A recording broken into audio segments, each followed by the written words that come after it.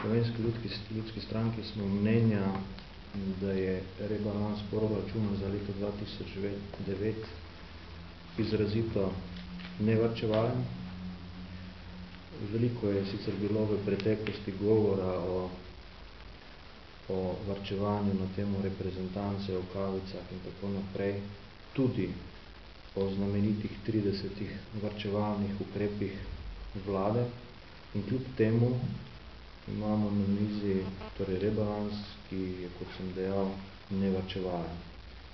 Če pogledamo sam začetek proračuna, in sicer vladne in nevladne proračunske porabnike, ugotovimo, da sta kabinet predsednika vlade in državni zbor pravzaprav velika zmagovalca pri varčevanju. Prvi skoraj z 11% privarčevanih sredstev in drugi s 4,21% privarčevanih sredstev. Vsi ostali imajo malenkostno znižanje, takšnih je 4, večina pa seveda povečanje in takih je 16. Predsednik Republike Slovenije je uspel prihraniti le borih 27.000 evrov, medtem ko si je generalni sekretar vlade privoščil za dober milijon evrov višji proračun.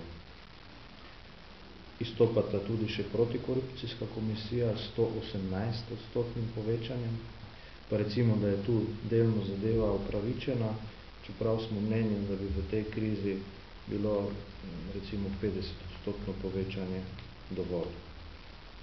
In informacijski pooblaščenec 24% povečanje.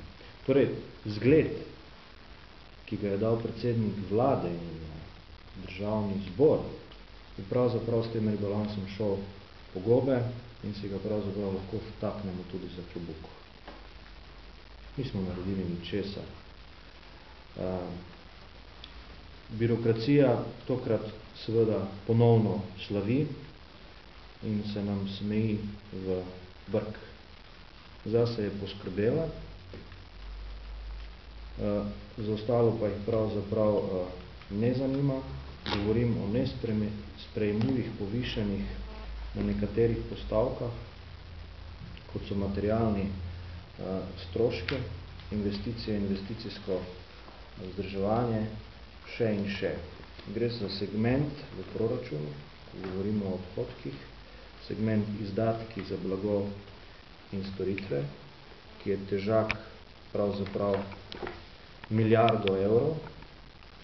In tukaj nam je uspelo privarčevati samo 2,63% ali nekaj več kot 25 milijonov evrov.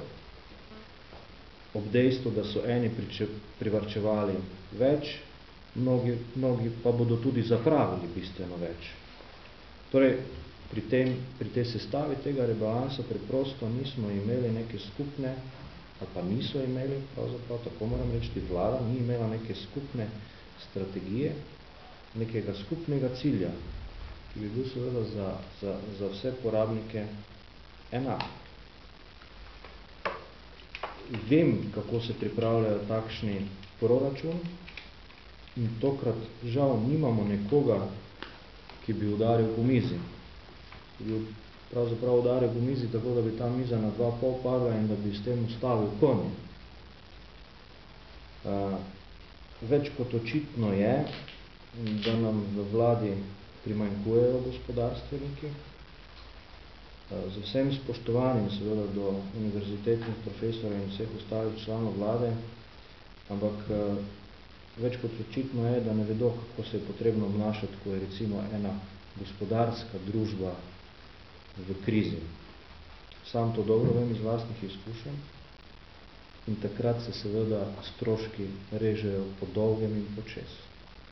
In naša družba tokrat je v krizi in trdno sem prepričan, da bi se tokrat morali vsi, ampak res vsi, temu ustrezno in primerno tudi obnašati in konec koncev, če je vojna za vse, ne pa samo za nekatere.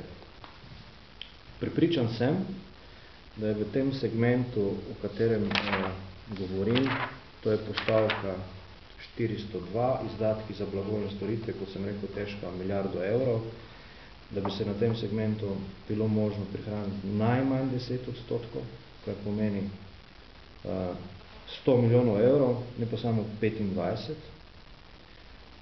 Ampak to je seveda možno le z definiranjem ustreznih ciljev. V zvezi s tem smo v Slovenski ljudski stranki pripravili, mi smo ga poimenovali mega amandma,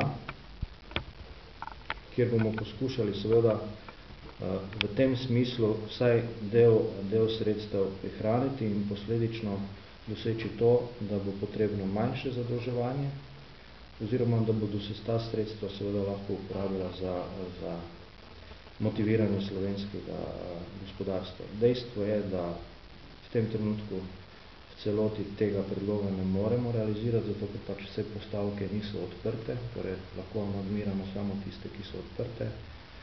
Bilo bi pa prav, da glede na to, da se govori že o naslednjem rebalansa, da bi vlada v tistem primeru seveda postavila neke ustrezne cilje. Tudi sicer se seveda sprašujemo, kaj so pravzaprav bili cilji pri sestavljanju tega rebalansa in moram priznati, da jih jaz sam nisem zaznal. Kot še eden od dodatnih dokazov sta popolnoma različna pristopa, recimo pri pripravi proračuna za upravne enote in pri pripravi proračuna za višja in okrožna sodišča. Upravne enote imajo sicer povečan proračun za 3,3 milijone evrov, s tem, da so se plače povečale za 5,2 milijona evrov. Torej so upravne enote privarčevale skoraj 2 milijona evrov oziroma 1,8. Če to primerjamo z višjimi in okrožnimi sodišči, se njihov proračun povečuje za 12,5 milijona evrov, s tem, da je tu znotraj povečanje plač samo za 9,5 milijona evrov. To pomeni, da bodo upravne, torej višja in okrožna sodišča, v nasprotju z upravnimi enoti, pa potrošila skoraj za več kot 3 milijone evrov proračunskih sredstev. Skratka, to potrjuje, da vlada preprosto ni imela enega cilja, enih kriterijev, kako pravzaprav ta proračun sestaviti. Mislim, da so take razlike nesprejemljive, ko vemo, da se seveda sredstva nujno potrebujejo za to, da bi oživeli slovensko gospodarstvo. Še na dve zadevi bi opozoril.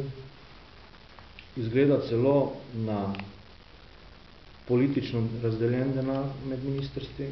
Če izvzamem Ministrstvo za delo, družino in socialne zadeve, kulturo in gospodarstvo, imajo največje povečanje proračunov tisti ministri, ki so hkrati tudi predsedniki strank. Pa hkrati, žal, ti ministri ne zasedajo tistih ministrstev, ki so ključni za reševanje naše krize. Opaziti pa je tudi občutno povečanje nekaterih postavk, nekaterih regijskih projektov tistih regij, ki so odločilno vlogo odigrale tudi na zadnjih parlamentarnih volitvah.